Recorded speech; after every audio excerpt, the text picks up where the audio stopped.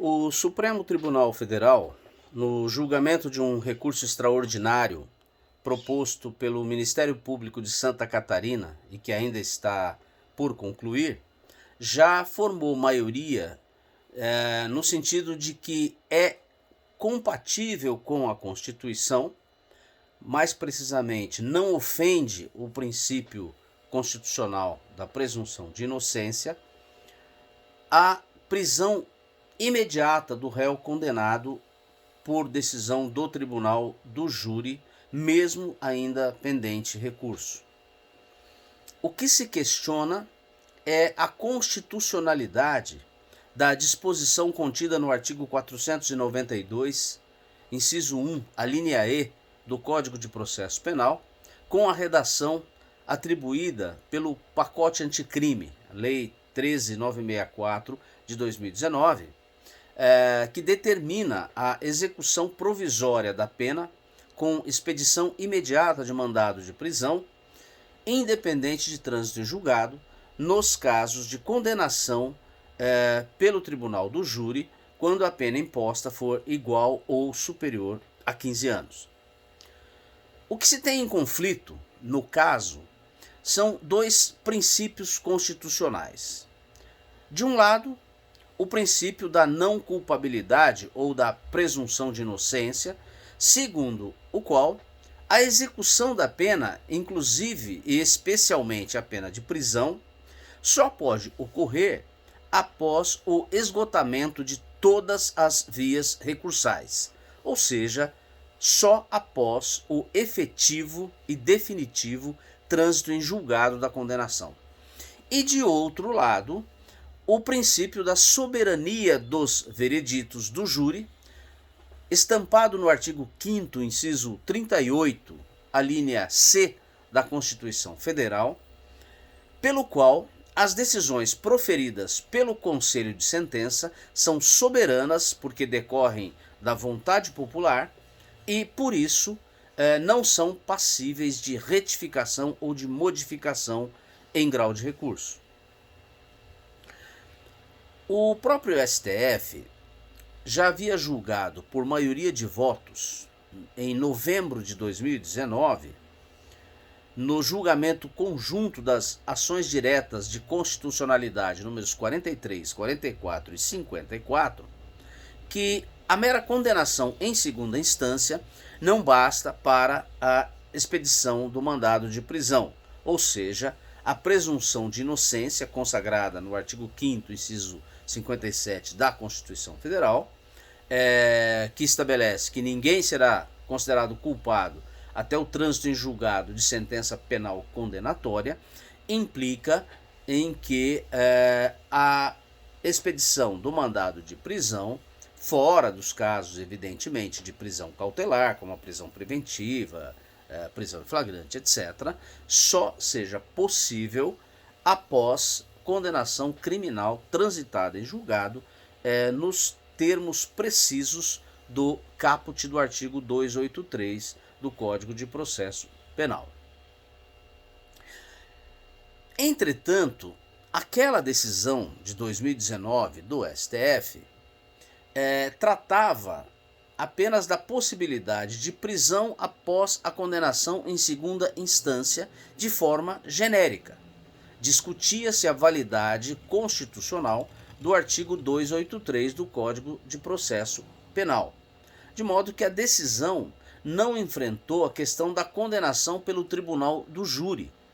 cuja competência refere-se aos crimes dolosos contra a vida. Aliás, nem poderia abordar essa questão, porque o pacote anticrime, que entrou em vigor em janeiro de 2020 e, portanto, depois daquele julgamento das ações diretas de constitucionalidade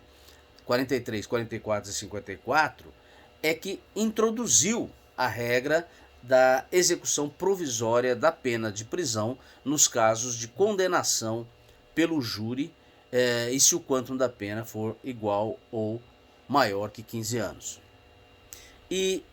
aí é que nasce a questão controvertida. Deve prevalecer o princípio da presunção de inocência que deu ensejo ao referido julgamento de 2019, impondo a necessidade de efetivo trânsito em julgado da condenação antes de ser expedido mandado de prisão, ou deve prevalecer especificamente no tocante aos julgamentos dos crimes dolosos contra a vida, o princípio da soberania dos vereditos para se admitir a constitucionalidade da prisão imediata daqueles que são condenados pelo Tribunal Popular. O que se vê, portanto, é uma colisão de princípios, ambos de status constitucional. A presunção de inocência, artigo 5º, 57 da Constituição Federal, de um lado, e soberania dos vereditos do júri, artigo 5º, inciso 38, a linha C da Constituição Federal, do outro lado. Nesse ponto, é preciso dizer desde logo que uma das principais diferenças entre regras e princípios no espectro geral das normas reside justamente em que as regras são, em razão da sua maior especificidade, reciprocamente excludentes. Ou seja, em razão dessa exclusão recíproca, não é possível que duas normas que constituam regras e que sejam contrárias coexistam no mesmo ordenamento jurídico. Uma exclui a outra. Já os princípios, dada a sua natureza mais genérica e como são normas de otimização, eles podem, embora colidentes, coexistir sem que o acolhimento ou respeito a um dos princípios exclua a validade do outro princípio que é com ele colidente. Isso decorre da aplicação de uma regra de hermenêutica denominada técnica da ponderação, que é um método hermenêutico pelo qual, diante de uma situação concreta de colidência de valores ou de princípios, deve preponderar numa relação de sopesamento aquele que melhor se aplica ao caso, aplicando-se o que o filósofo americano Dworkin denomina de dimensão do peso. E, sob um enfoque racional, com base em razões de proporcionalidade, determinar-se, então, naquele caso objetivo, qual dos princípios deve ter maior peso. Como não há hierarquia entre normas constitucionais, o que o STF está julgando nesse recurso extraordinário do Ministério Público de Santa Catarina é apenas se deve prevalecer entre esses princípios colidentes o princípio da presunção de inocência ou o princípio da soberania dos vereditos, para determinar se é ou não constitucional a prisão imediata em virtude de condenação pelo tribunal do júri. Para alguns dos ministros, como Gilmar Mendes, Ricardo Lewandowski, Rosa Weber, o princípio da presunção de inocência deve ter preponderância. Para a maioria, entretanto, ministros como Luiz Barroso, Alexandre de Moraes, Carmen Lúcia, André Mendonça e Edson Fachin, deve prevalecer, ao contrário, o princípio da soberania dos vereditos. E esse princípio, por que deve prevalecer? Porque ele impede que os julgamentos do júri sejam substituídos por decisões de órgãos recursais, sendo possível tão somente em casos específicos que a instância superior determine a realização de novo julgamento pelo próprio tribunal do júri, embora composto por outras pessoas. E considerando que já se formou maioria de votos em favor da prevalência do princípio da soberania dos vereditos, a Suprema Corte já fez a sua opção.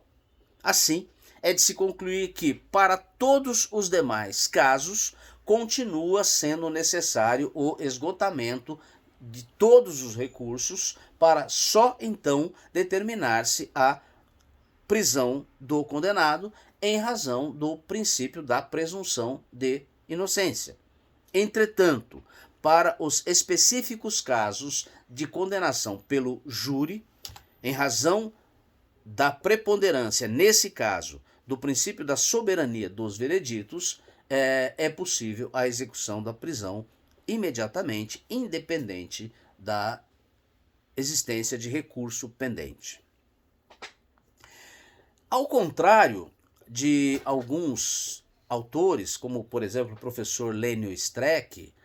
eu não vejo nessa decisão do STF nenhuma abertura de porta para um retorno à jurisprudência anterior do STF, que